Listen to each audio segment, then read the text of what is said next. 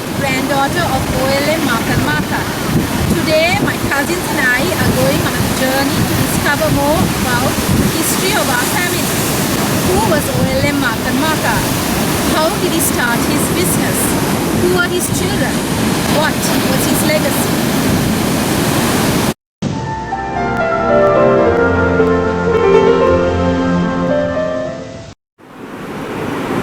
To answer these questions, I refer to a book, Short Biographical Sketches of Macan Markar and Related Families by A.H. Macan Markar, published in 1977.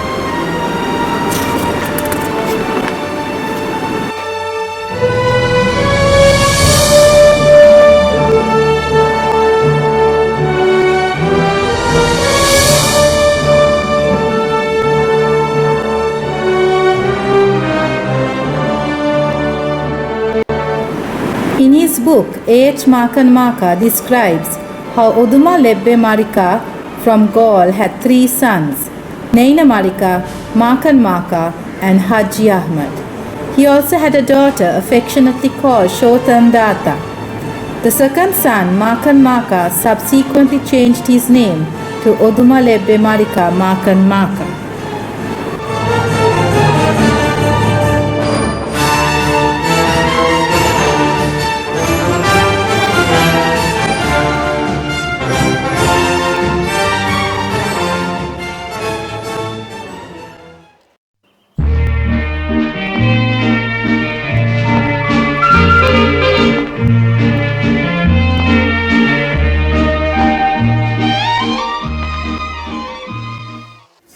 Precious gemstones, young Macan Markar journeyed on a bullock-driven cart all the way from Pointe Gaul to Ratnapura to prospect and buy. He started his gem and jewellery shop in Gaul in 1860 in the Orient Hotel. In one of his business journeys, he bought a rough stone from a villager who found it in a paddy field in Rakwana. This was cut and polished in his lapidary and turned out to be a wonderful cat's eye, the largest of its quality in the world, weighing 105 carats. This gem, treated as the mascot of the firm, has evoked the admiration of 5 generations of British loyalty. King Edward VII in 1875 as Prince of Wales. King George V in 1901 as the Duke of Cornwall and York. King Edward VIII in 1922 as the Prince of Wales. Queen Elizabeth II in 1954. Prince Charles, the Prince of Wales in 1970 when he visited the Ceylon Pavilion at Expo 70 in Osaka, Japan, together with the Japanese Emperor Hirohito and members of his family.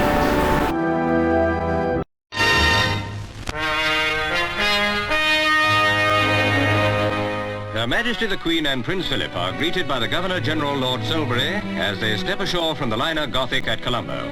Somewhere over the rainbow, way up high, there's a land that I heard of once in a lullaby.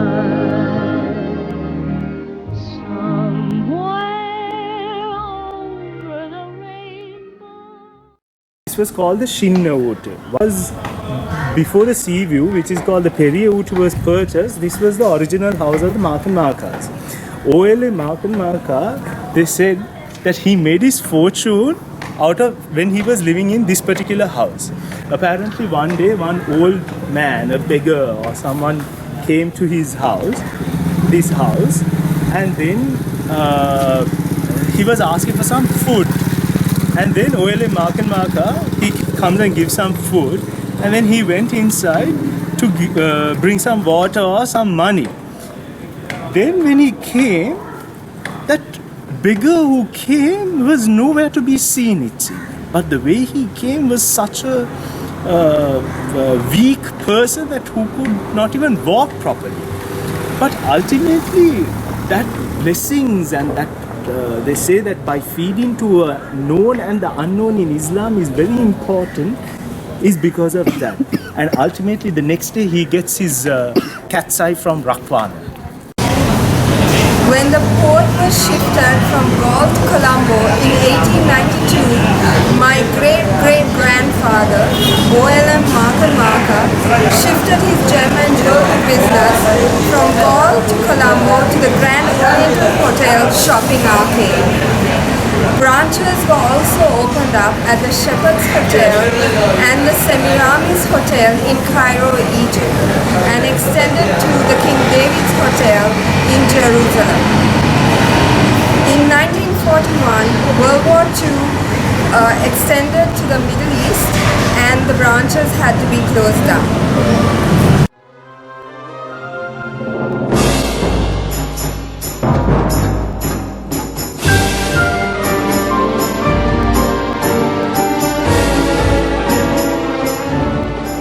There for a long time, like I don't know how many years. Both places he used to work, one time in Jerusalem and one time in Egypt. There was a person who was in the shop when 15 of us were met. Then he came out and pointed at me and asked me, "Are you Abu Bakar's daughter?" So all the others got a shock. Like Aunt Muhammad Akar, Auntie, all of them got pointing at me. He had asked me, so I said yes. And he said he was a boy, young boy, who goes to the shop that time. So he missed that he used to talk to him.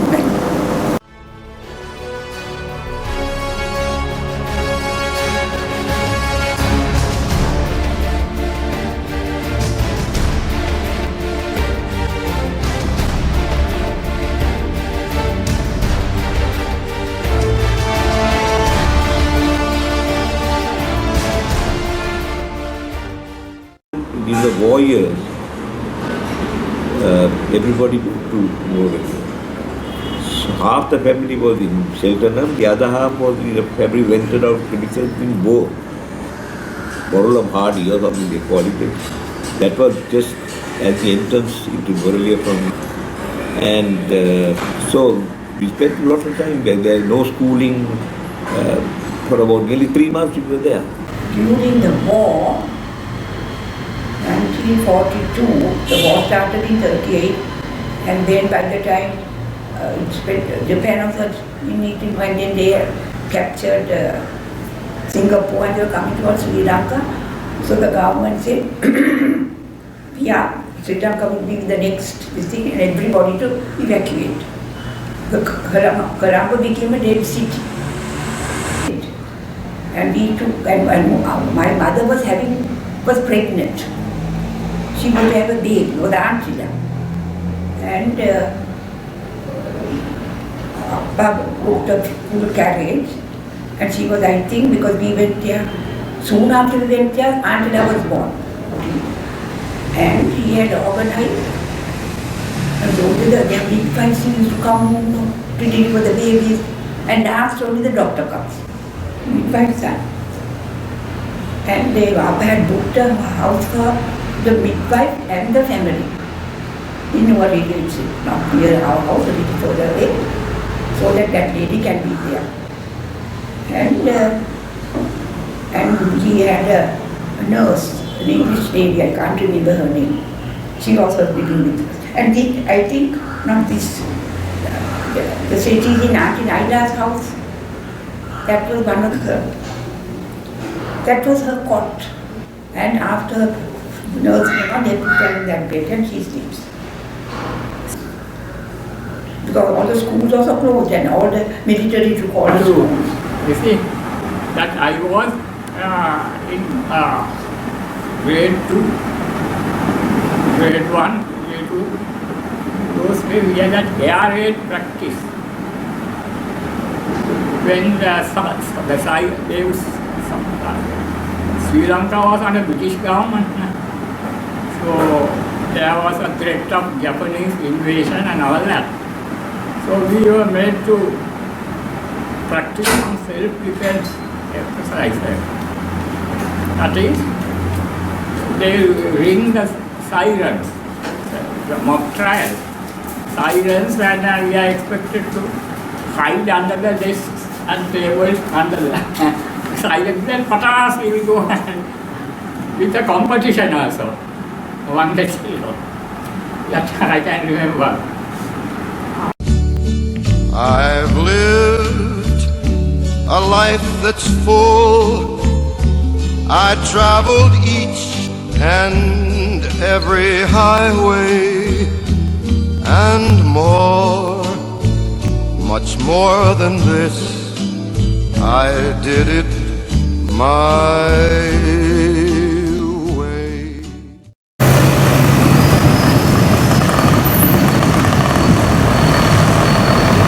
In 1947, the main showrooms of the firm were shifted to the newly purchased building at the corner of Prince Street and York Street, named Macan Markar Building. Through the years, the firm discovered many giant stones. The Bluebell of Asia, which weighed over 400 carats and is now part of the crown jewels. The Star of Bombay, a 466-carat blue sapphire, which is now in the Smithsonian Institute in the USA. The Blue Giant of the Orient, a blue sapphire weighing 486 carats, and was then considered to be the largest blue sapphire in the world. It was sold to a Japanese buyer in 1972. The Star of Asia, which was a star sapphire weighing 224 carats.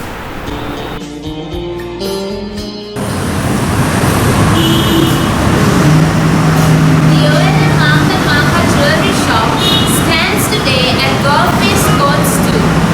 A special feature in the shop in those days was what was referred to as the Aladdin's Cave jewels. These were subsequently sold to a private collector.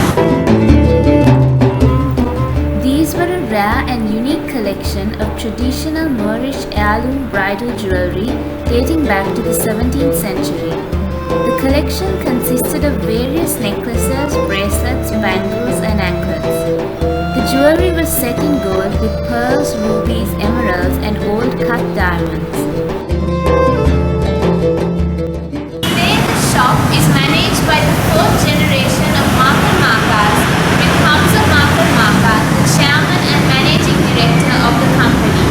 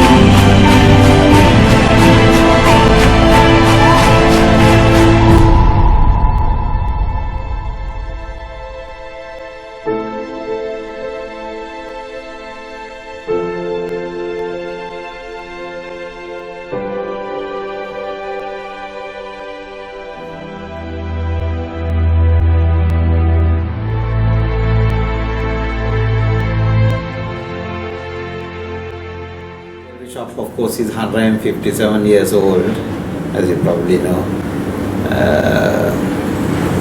We are now at the moment, actually we service our local clientele, old clientele, and we do mainly for orders of wedding sets and things like that.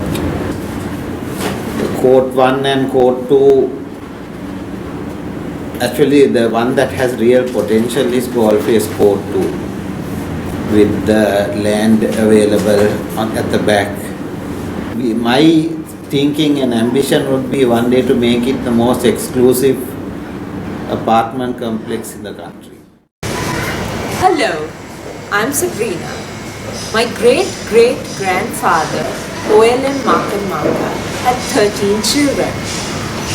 Muhammad Sali, who died young, Fatumuntu, Nafisa Umar, Safa Umar, Muhammad, Samsuddin, Abdul Wadud, Khadija Umar, Razina Umar, Shahana, who died young, Hasina Umar, Muhammad Qasim, who died young, and Muhammad Salih.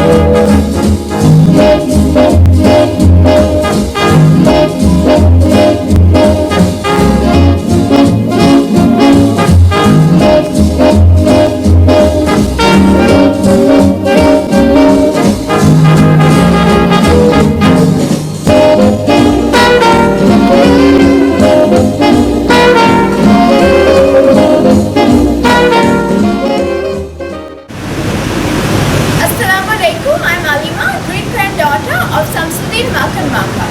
Golface Court was built by O.L.M Macan Markar's four sons, Sir Mohammed, Samsuddin, Abdul Wadud and Muhammad Salih in 1920.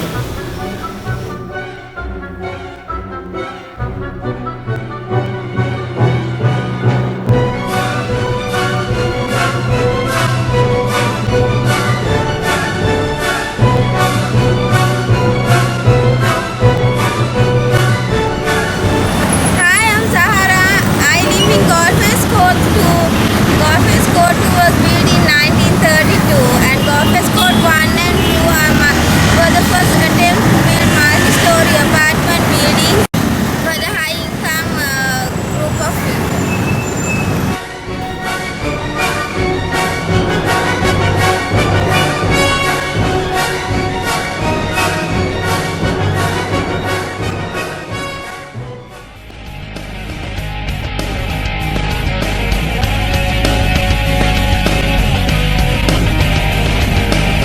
With a rich history of over 75 years, Saracens Sports Club is one of the few premier cricket clubs in Sri Lanka. Sporting activity, for example, the setting up of a great club like Saracens Sports Club. It's 80 years old and we are now, I'm proud to say that we are playing in the top division.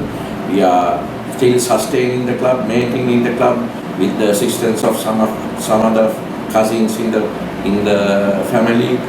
I must say that you'll be surprised to know that we, from Sir Mohammed, who played for Wesley College, and then the next generation of like Uncle Ajwad, Uncle A.I, Uncle Hussein, Dr. Mac Ismail, and M.K. Ismail, all of them, they played the next generation, they played cricket for Saracens. Then the third generation played cricket for Saracens. Fourth generation has played. So he had a great cricketing family as well.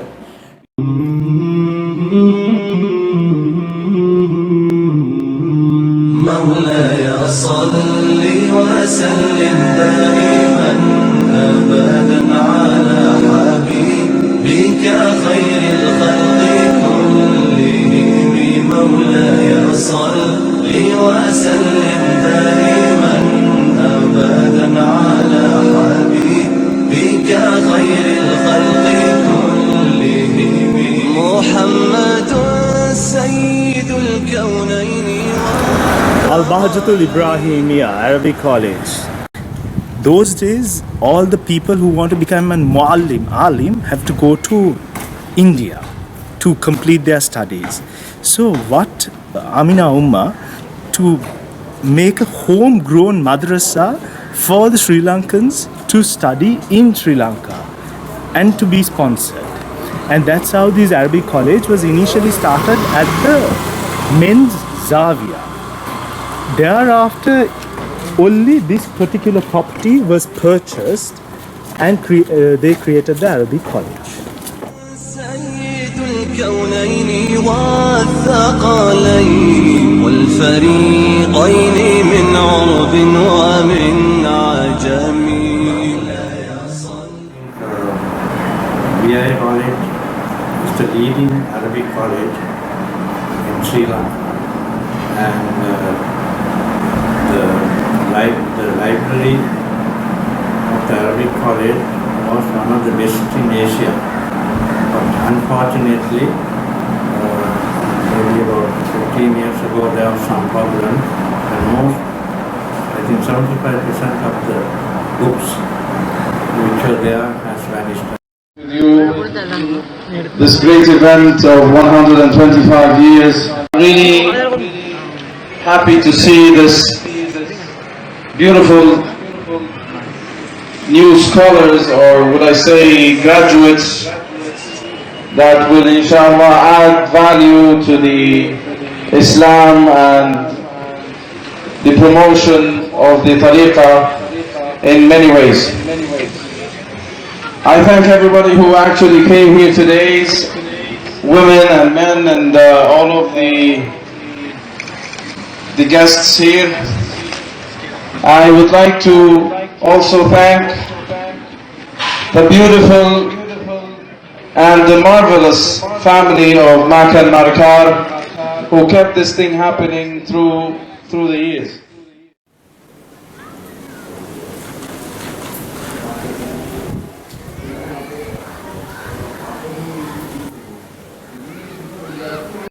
These are some of the basic historical facts about our ancestors.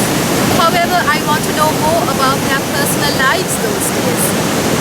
What were my grandparents' generation's memories of their parents, childhood and growing up? What was life like before modern technology and television? How did traditional family foods like the golden yellow muscat, kattishoru, firni and the family favorite cocoa custard originate?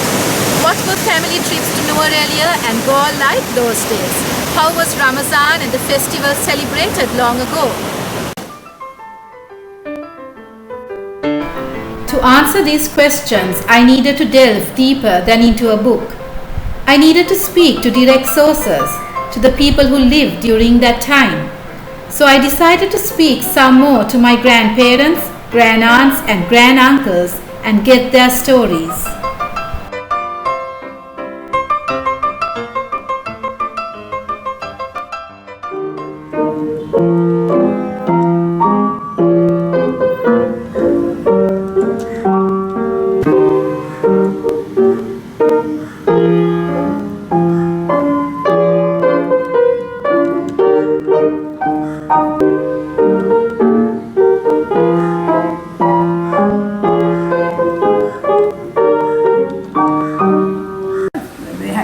Grand piano that is in Auntie Tufa's house. That was the piano.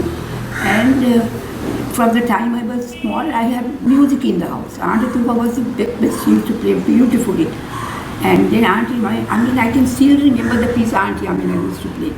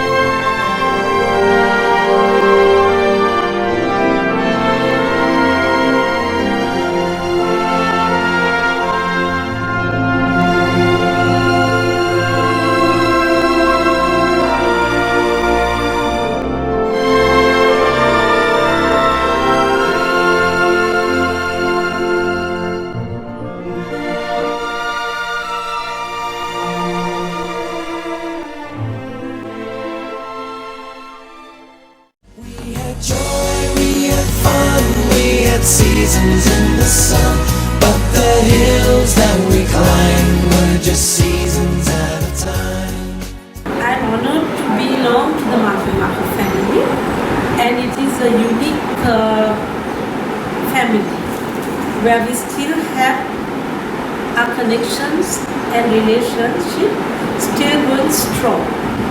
Inshallah, I hope this continues for a long, long time. Who I'm sure you all know, is a tremendous lady and who adapted beautifully to the Macan Markar family and clan and relations. My dad, of course, was very special.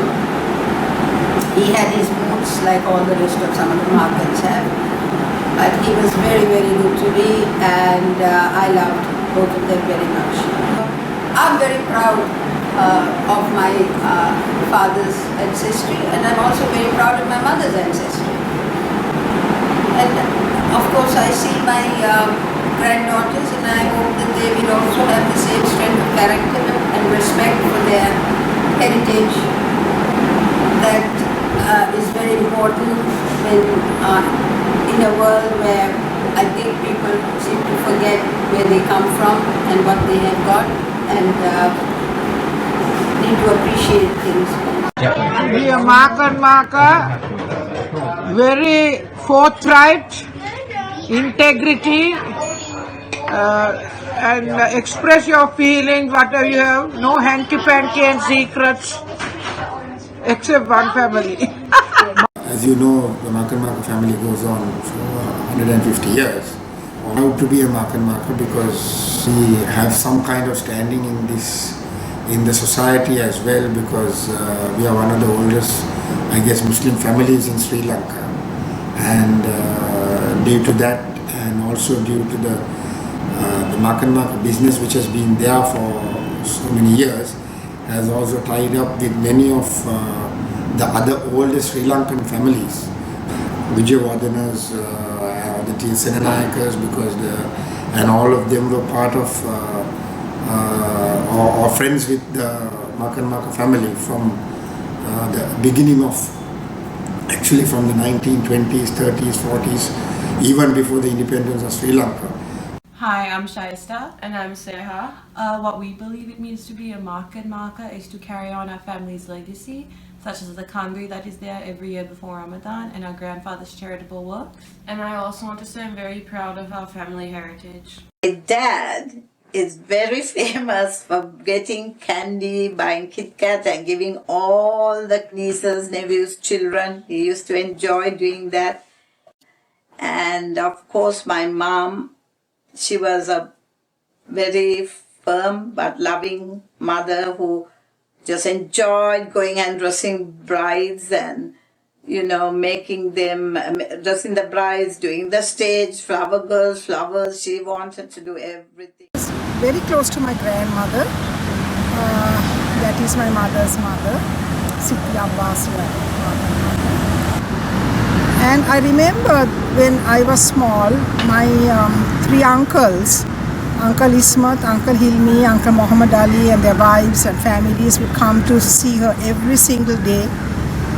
And I remember that Uncle Ismat's family and Uncle Hilmi's, they would come in the evenings regularly and at a particular time.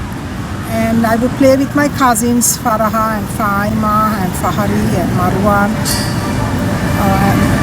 But I remember my grandmother getting really irked with Uncle Muhammad Ali because just before she gets ready to sleep, he turns up.